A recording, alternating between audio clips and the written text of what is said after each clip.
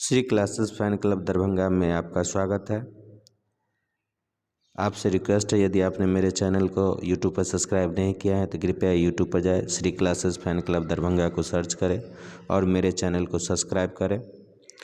आज के सेशन में हम देखेंगे 10वीं कक्षा के जो इतिहास है चैप्टर 3 को हम देखेंगे।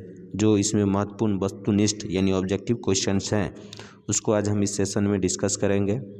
सेशन को बढ़ने से पहले आपसे फिर से निवेदन है, यदि आपने मेरे चैनल को सब्सक्राइब नहीं किया है तो कृपया यूट्यूब पर Shri classes fan club Darbhanga को सर्च करें और चैनल को सब्सक्राइब करें और मेरे वीडियो को ज़्यादा से ज़्यादा लोगों तक पहुँचाएँ, ताकि जो भी बिहार बोर्ड के छात्र छात्राएँ एग्ज़ाम की तैयारी कर रहे हैं उनको ये वीडियो मिले और वो क्वेश्चन को बेहतर तरीके से समझे और आंसरिंग करें। तो चैप्टर 3 का जो नाम है भारत में राष्ट्रवाद का उदय। भारत में राष्ट्रवाद का उदय एक बहुत ही महत्वपूर्ण टॉपिक है जो एग्ज़ाम के दृष्टिकोण से अत्यंत महत्वपूर्ण है, जिसमें हम क्वेश्चन को बारी बारी से देखेंगे।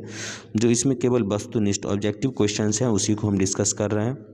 पहला क्वेश्चन है, भारतीय राष्ट्रीय कांग्रेस की स्थापना कब हुई, जो एग्ज़ाम के दृष्टिकोण से बहुत ही महत्वपूर्ण है।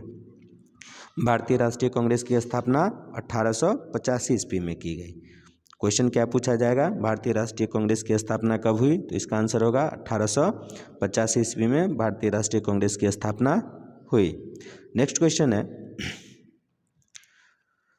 भारतीय राष्ट्रीय कांग्रेस के सबसे पहले अध्यक्ष कौन थे। ये क्वेश्चन बहुत सारे एग्जाम में पूछा गया, यहाँ तक कि एसएससी, रेलवे, बिहार लोक सेवा आयोग, बहुत सारे क्वेश्चंस एग्ज़ाम में ये पूछे गए हैं। चूँकि ये आपका 10th का क्वेश्चन है जो बहुत सारे कंपटीशन में भी पूछे गए, इस दृष्टिकोण से आपके क्लास के लिए भी बहुत ही महत्वपूर्ण है। क्वेश्चन है, भारतीय राष्ट्रीय कांग्रेस के पहले अध्यक्ष कौन थे, तो इसका आंसर होगा बेमेश चंद्र बनर्जी।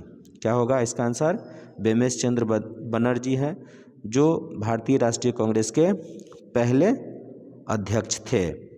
नेक्स्ट क्वेश्चन है,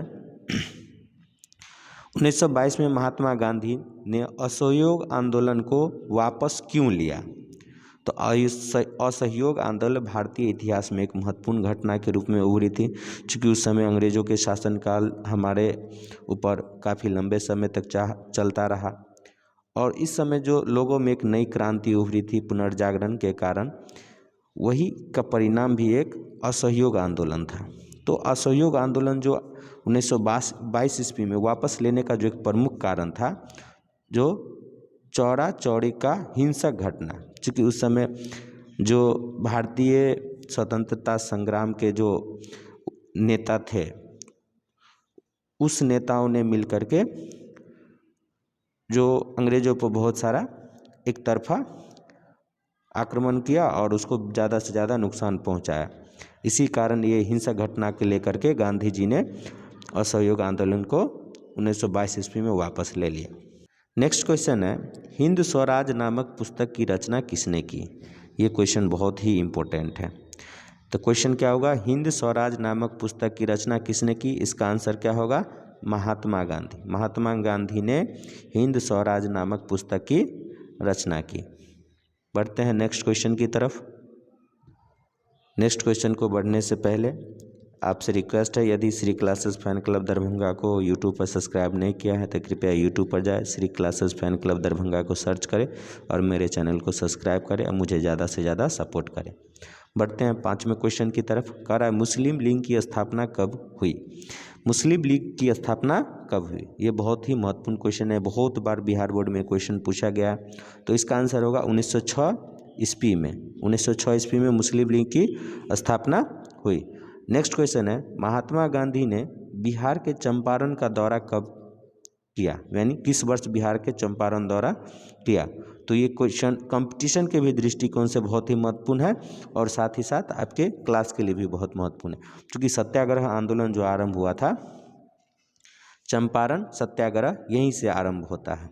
1917 ईस्वी में चंपारण में महात्मा गांधी आए थे और यहाँ पर एक भाषण को पब्लिकों के बीच में दिया था, क्योंकि ये जो चंपारण जो था उस समय नील की खेती के लिए ज़्यादा फेमस था और यहाँ के नील के किसानों को काफ़ी दुर्दशा अंग्रेज़ों ने किया था। इस दृष्टिकोण से महात्मा गांधी चंपारण का दौरा 1917 ईस्वी में किया था। तो ये क्वेश्चन आपके क्लास के लिए भी बहुत महत्वपूर्ण है और साथ ही साथ विभिन्न प्रतियोगी परीक्षा जैसे बिहार लोक सेवा आयोग, एसएससी, रेलवे और अदर जनरल कंपटीशन जितने भी है उसमें ये क्वेश्चन बहुत बार पूछा गया है। तो आपके क्लास के लिए भी बहुत ही इम्पोर्टेंट ये क्वेश्चन है। बढ़ते हैं नेक्स्ट क्वेश्चन की तरफ। असहयोग खिलाफत आंदोलन कब शुरू हुआ था? असहयोग आंदोलन को ही असहयोग खिलाफत आंदोलन भी कहा जाता है। तो ये असहयोग आंदोलन जो आरंभ हुआ था 1920 ईस्वी में हुआ था। कब हुआ था? जनवरी 1920 ईस्वी। और वापस कब लिया गया था? 1922 ईस्वी में। चौरा चौरी हिंसक घटना के बाद इस असहयोग आंदोलन को वापस ले लिया गया था। तो क्वेश्चन पूछा जाएगा असहयोग खिलाफत आंदोलन कब शुरू हुआ था? तो इसका आंसर होगा जनवरी 1920 ईस्वी। नेक्स्ट क्वेश्चन है असहयोग आंदोलन के दौरान किसानों का नेतृत्व किसने किया? ये क्वेश्चन बहुत ही महत्वपूर्ण है। तो असहयोग आंदोलन के दौरान किसानों का जो नेतृत्व किया था वो बाबा रामचंद्र थे। बाबा रामचंद्र ने असहयोग आंदोलन के दौरान किसानों का जो है नेतृत्व किया था। चूँकि उस समय अंग्रेज़ों के साथ लड़ाई करना भी बहुत ही महत्वपूर्ण था। चूँकि उस समय हमें स्वतंत्रता की आवश्यकता बहुत ही आवश्यक थी। इस दृष्टिकोण से जो किसानों का जो नेतृत्व जो किया था बाबा रामचंद्र ने। बढ़ते हैं नेक्स्ट क्वेश्चन की तरफ। क्वेश्चन है आंध्र प्रदेश की गुडेम पहाड़ियों में आदिवासी किसानों का नेतृत्व किसने किया था? तो ये भी क्वेश्चन बहुत ही महत्वपूर्ण है। आंध्र प्रदेश की गुडेम पहाड़ियों में आदिवासी किसानों का नेतृत्व किसने किया था? तो एग्जाम के दृष्टिकोण से बहुत ही महत्वपूर्ण है। चूँकि ये साउथ है तो साउथ का नाम ही थोड़ा सा अलग होता है। तो इसका आंसर क्या होगा? अल्लूरी सीताराम राजू। अल्लूरी सीताराम राजू जो थे आंध्र प्रदेश के जो गुमेर पहाड़ियों के आदिवासी किसान थे उसका इन्होंने नेतृत्व किया था। बढ़ते हैं नेक्स्ट क्वेश्चन की तरफ। नेक्स्ट क्वेश्चन है किस दशक की शुरुआत में गुरिल्ला आंदोलन फैला? गुरिल्ला आंदोलन। तो इसका आंसर होगा 1920 की दशक में। अब 1920 से रिलेटेड दो पॉइंट आते हैं। गुरिल्ला आंदोलन 1920 में आरंभ हुआ। दूसरा है असहयोग आंदोलन 1920 में ही शुरू हुआ था और असहयोग आंदोलन 1922 ईस्वी में समाप्त हो गया था। चूँकि चौरा चौरी हिंसा घटना के बाद उसको गांधी जी ने वापस ले लिया था। बढ़ते हैं नेक्स्ट क्वेश्चन की तरफ। वंदे मातरम गीत किसने लिखा था? ये बहुत ही इम्पोर्टेंट है। तो वंदे मातरम गीत जो है रविंद्रनाथ टैगोर के द्वारा लिखा गया था। और ये जो है वंदे मातरम गीत जो है रविंद्रनाथ टैगोर के जो बंगाली नॉवेल हैं गीतांजलि उससे ये लिया गया है। तो वंदे मातरम गीत कहाँ से लिया गया है? तो गीतांजलि से लिया गया है। और इनके जो लेखक हैं वो कौन है? रविंद्रनाथ टैगोर है। बढ़ते हैं नेक्स्ट क्वेश्चन की तरफ। पूना पैक्ट क्या था? ये पूना पैक्ट बहुत सारे कंपटीशन में भी पूछा गया है। तो पूना पैक्ट था क्या, इसके बारे में थोड़ा सा देखते हैं। पहले पूना पैक्ट है क्या ये चीज़ देखते हैं। तो पूना पैक्ट है गांधी जी और डॉक्टर बी.आर. अम्बेडकर के बीच की एक समझौता था। चूँकि उस समय हमने देखा था जो कांग्रेस जो थे गर्म दल और नरम दल में विभाजित हो गया था और गर्म दल के जो नेता सब थे वो काफ़ी उग्र थे। उस दृष्टिकोण से महात्मा गांधी को ये चीज़ नहीं पसंद थी जो हिंसक घटना से लेकर के हम अपने आज़ादी को प्राप्त कर सकें। तो इस दृष्टिकोण से कांग्रेस का विभाजन हो गया था। उसके बाद ये घटना घटती है। पूना पैक्ट जो था, आंसर क्या होगा? तो पूना पैक्ट जो था एक समझौता था और ये समझौता जो बेसिकली जो था गांधी जी और डॉक्टर बी.आर. अम्बेडकर के बीच था। देखते हैं पूना पैक्ट था क्या। पूना पैक्ट के बारे में हम इस चीज़ को देखते हैं जो पूना पैक्ट किस दृष्टिकोण से कैसा था। पूना पैक्ट के बारे में देखते हैं। देखिए पूना पैक्ट एक समझौता था डॉक्टर बी.आर. अम्बेडकर और गांधी जी के बीच। चूँकि ये मध्य पुणे की यवरदा सेंट्रल जेल में 24 सितंबर 1932 को हुआ था। तो क्वेश्चन पूछा ऐसे भी पूछा जाए जो पूना पैक्ट कब हुआ था? तो 1932 ईस्वी में पूना पैक्ट हुआ था। अंग्रेज सरकार ने इस समझौते को सांप्रदायिक पंचाट में संशोधन के रूप में अनुमति प्रदान की। यानी ये गांधी जी के बीच में और B.R. अम्बेडकर के बीच में समझौता हुआ था। तो क्वेश्चन यहाँ से पूछा जाएगा पूना पैक्ट क्या होता है, तो यह पूना पैक्ट क्या था। तो पूना पैक्ट जो है गांधी जी और भीमराव अम्बेडकर के बीच के एक समझौता था। नेक्स्ट क्वेश्चन पूछा जाएगा जो पूना पैक्ट कब बना, यानी पूना पैक्ट कब बना, तो इसका आंसर होगा 24 सितंबर 1932 ईस्वी में पूना पैक्ट बना। बढ़ते हैं नेक्स्ट क्वेश्चन की तरफ। डिस्कवरी ऑफ इंडिया ये बुक है जो बहुत सारे एग्जाम में पूछा भी गया है। हाल ही में ये क्वेश्चन पूछा गया है BSSC में CGL 3 2022 के एग्जाम में। डिस्कवरी ऑफ इंडिया के लेखक कौन थे, तो इसका आंसर होगा जवाहरलाल नेहरू। ये BPSC में भी क्वेश्चन पूछा गया है, यानी ये इतना इम्पोर्टेंट क्वेश्चन है। तो डिस्कवरी ऑफ इंडिया के लेखक कौन थे, तो जवाहरलाल नेहरू। दूसरा है अवनींद्रनाथ टैगोर कौन थे। अवनींद्रनाथ टैगोर कौन थे, तो इसका आंसर होगा चित्रकार। अवनींद्रनाथ टैगोर कौन थे, तो इसका आंसर क्या होगा चित्रकार। नेक्स्ट क्वेश्चन है the followers of southern India. The followers of southern India के लेखक कौन थे, तो इसका आंसर जो होगा अवनींद्रनाथ टैगोर। अवनींद्रनाथ टैगोर जो थे the follower of southern India के लेखक थे। बढ़ते हैं नेक्स्ट क्वेश्चन की तरफ। नेक्स्ट क्वेश्चन को देखते हैं। सन 1929 में किस शहर में हिंदुस्तान सोशलिस्टिक रिपब्लिकन आर्मी की स्थापना की गई, तो इसका आंसर क्या होगा दिल्ली में। दिल्ली में 1929 में हिंदुस्तान सोशलिस्टिक रिपब्लिक आर्मी की स्थापना की गई और इसका स्थापना का जो उद्देश्य था भारत को स्वतंत्रता दिलाना। तो इस दृष्टिकोण से ये बहुत ही महत्वपूर्ण है। यानी पूछा जाएगा जो सोशलिस्टिक रिपब्लिकन आर्मी की स्थापना कब हुई, तो इसका आंसर होगा 1929। दूसरा क्वेश्चन पूछा जाएगा जो हिंदुस्तान सोशलिस्टिक रिपब्लिकन आर्मी की स्थापना कहाँ की गई, तो इसका आंसर होगा दिल्ली। तो इस दृष्टिकोण से हम देखते हैं कि इसमें 2 क्वेश्चन बना। देखते हैं नेक्स्ट क्वेश्चन को। The followers of southern India जो बुक थी उसकी भाषा कौन सी थी, यानी उस भाषा का वो कौन सी भाषा थी, तो इसका आंसर होगा तमिल। चूँकि the follower of southern India के जो लेखक थे अवनींद्रनाथ टैगोर थे और इसकी जो भाषा थी वो तमिल भाषा थी। दूसरा क्वेश्चन है, नेक्स्ट क्वेश्चन है साइमन कमीशन कब बना, तो साइमन कमीशन जो बना था भारत में आने के लिए 1927 ईस्वी में बना था। साइमन कमीशन कब बना था 1927 ईस्वी में।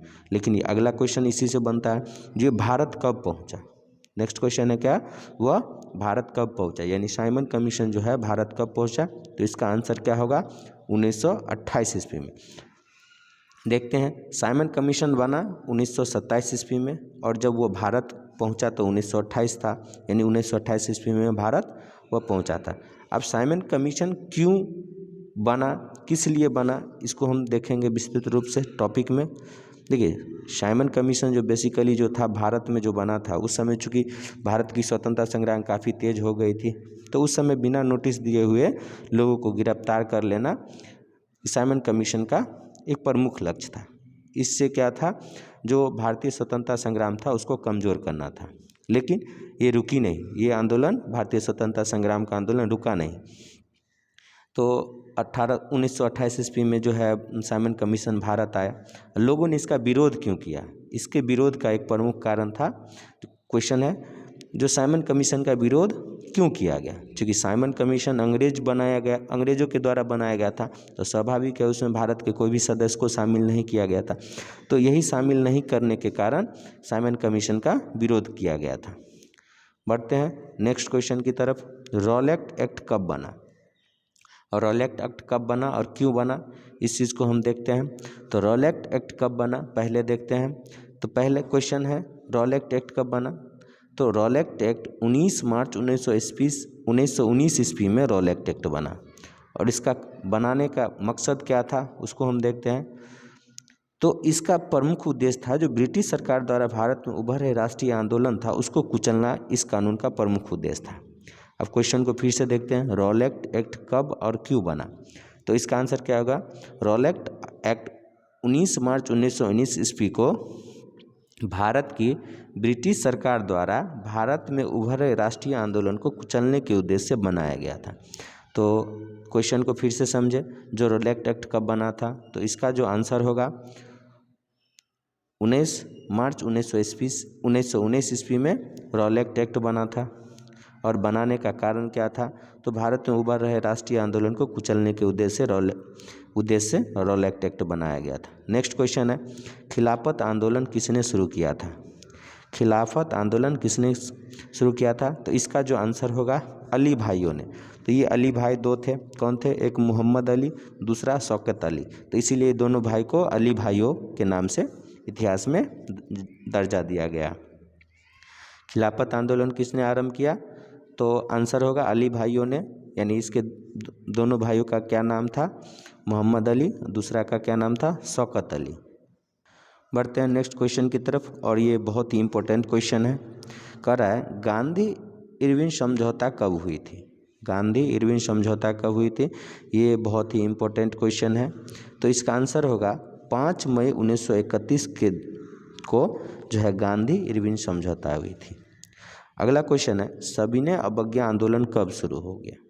सविनय अवज्ञा आंदोलन कब शुरू हुआ? तो इसका जो आंसर होगा, गांधी जी ने 1930 ईस्वी में नमक कानून को तोड़कर सविनय अवज्ञा आंदोलन को आरंभ किया था। और सविनय अवज्ञा आंदोलन जो आरंभ हुआ था साबरमती आश्रम से हुआ था। वहीं पर गांधी जी के द्वारा नमक कानून को तोड़ा और वहीं से सविनय अवज्ञा आंदोलन जो है आरंभ हुआ। तो क्वेश्चन पूछा जाएगा सविनय अवज्ञा आंदोलन कब शुरू हुआ, तो आंसर क्या होगा 1923 ईस्वी में। कहाँ से आरंभ हुआ, तो इसका आंसर होगा साबरमती आश्रम से। साबरमती आश्रम से गांधी जी के द्वारा आरंभ किया गया। आपसे रिक्वेस्ट है, यदि आपने मेरे चैनल को सब्सक्राइब नहीं किया है तो कृपया यूट्यूब पर Shri classes fan club Darbhanga को सर्च करें और मेरे चैनल को ज़्यादा से ज़्यादा सब्सक्राइब करें। और इस तरह के क्लास वाले वीडियो के लिए हमारे साथ बने रहें। 1 बाय 1 सभी सब्जेक्ट के जो ऑब्जेक्टिव क्वेश्चन आंसर है उसको बारी बारी से डिस्कशन किया जाएगा। बढ़ते हैं नेक्स्ट क्वेश्चन की तरफ। नखलऊ समझौता कब हुई थी? यानी पूना पैक्ट के बाद नखलऊ समझौता, ये भी बहुत इम्पोर्टेंट है। तो नखलऊ समझौता जो हुआ था 1916 ईस्वी में हुआ था।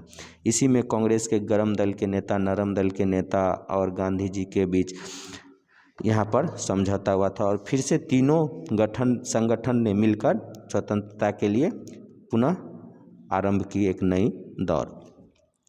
नेक्स्ट क्वेश्चन है, तो एग्जामिनेशन के दृष्टिकोण से ये बहुत ही महत्वपूर्ण है।